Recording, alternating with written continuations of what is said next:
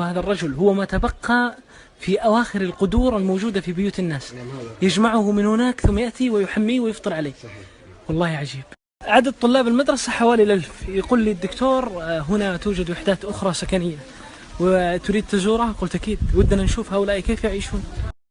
قالوا توجد وحدة أخرى هنا. فلما نظرت إلى هذا الحجم والله ظننت في البداية أني لن أدخل إلى بيوت سكنية. انظروا إلى ضيقها وإلى صغرها، سبحان الله العظيم.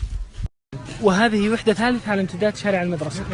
ما شاء الله تبارك الله، ما شاء الله.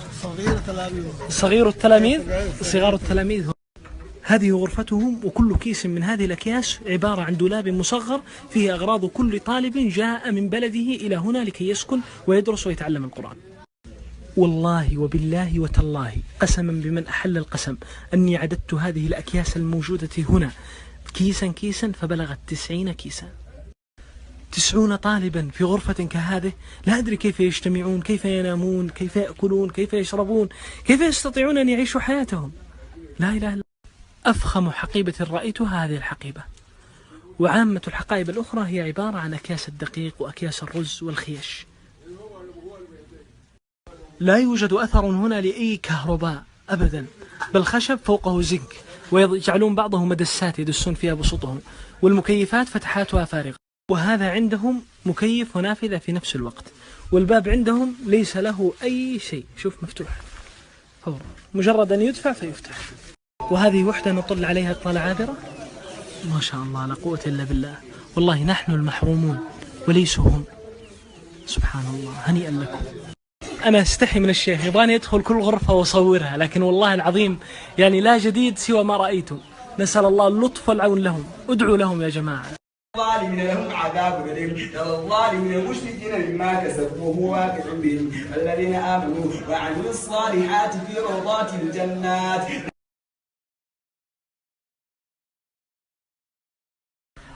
هذا الدكتور إسماعيل علي يونس. أنت دكتور إسماعيل، تخرجت من أي كلية؟ في المدينة المنورة. ما شاء الله. في أي تخصص؟ تفسير وعلوم القرآن. سمعنا أنك استفدت من هذه المدرسة يا دكتور إسماعيل، أليس كذلك؟ مدرسة الشيخ سادة. لا والله. قرأت على من؟ الشيخ سراقة. الشيخ سراقة قرأت عليه. ما كيف رشحت لجائزة دبي يا شيخ فضل؟ والله من خلال الممثل لجائزة دبي الدولية للقرآن الكريم الشيخ أبا حمزة. الممثل في نيجيريا.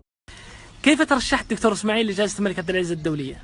ترشحت لها بعد أن اجتزت 4 مراحل. يعني 4 اختبارات. 4 اختبارات في نيجيريا. في نيجيريا. طيب عندما رشحت ووصلت إلى هناك حزت أي مركز؟ المركز الثالث. في أي فرع؟ الأول. ما هو؟ لحفظ القرآن وتجويده وتفسيره. ما هو هذا الأمر الذي تطبخه هذه المرأة في الزيت وتقليه هنا؟ هذا زي ما عندكم يسمونه المقلية يعني. أو الجيمات؟ أو الجيمات، نعم. هذه كم ثمنها هذه يا دكتور إسماعيل؟ يعني كل حبة يعني 5 حلالات. الحبة ب5 حلالات، يعني 20 حبة تقريبا بريال.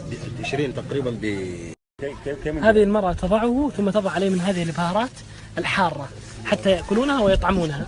وعندهم هنا ال5 هلالات وال10 هلالات، والهللة معتبرة، ويطبخ على الحطب كما تشاهدون.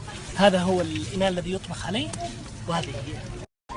تخيل فقط أن يكون فصلك بهذا الشكل، فيه علف للبهائم وعربية وسجادة وأشياء عجيبة غريبة. ما شاء الله تبارك الله. هذا الشيخ شرف الدين كتب المصحف كاملا وانتهى من المرحلة الأولى وبقي عليه التشكيل والضبط. هذا الذي بقي لك يا شيخ شرف؟ أسأل الله أن. ما الذي تبقى له الآن يا دكتور إسماعيل؟ الذي تبقى له الضبط، وهو وضع الهمزات فوق أو تحت أو على السطر ولا علامات الوقف. هؤلاء الطلاب ما هم؟ هؤلاء الحفظة هم الذين في المرحلة الأخيرة تقريبا. ماذا يصنعون؟ هم إذا حفظوا يكتبون، ثم يكتبون ويأتون عند الشيخ للتصحيح. ما شاء الله. يعني هنا الشيخ يصحح لهم ما كتابته. طريقة الكتابة. هذه هي مرحلة الستر. نعم. التي يكتب الطالب فيها القرآن كاملا عن ظهر قلب على الألواح. فإذا اجتاز ينتقل إلى كتابته على الورق.